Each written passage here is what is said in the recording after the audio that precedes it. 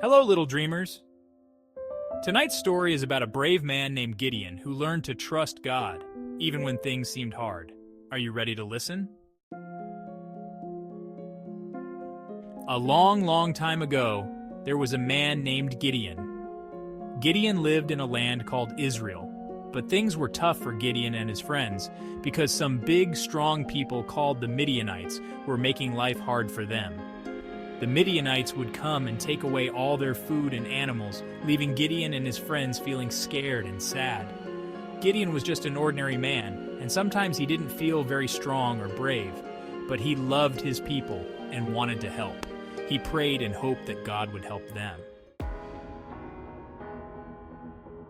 One day an angel came to Gideon while he was working. The angel said, "God is with you, mighty warrior!"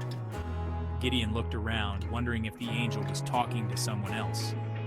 "But I'm not a warrior," Gideon said. "I'm just me." But God chose Gideon to help his people, even if Gideon felt small or afraid. God told Gideon to gather an army, and Gideon did. But then God did something surprising. He told Gideon he only needed a few men instead of a big, strong army. Gideon might have been confused, but he trusted God.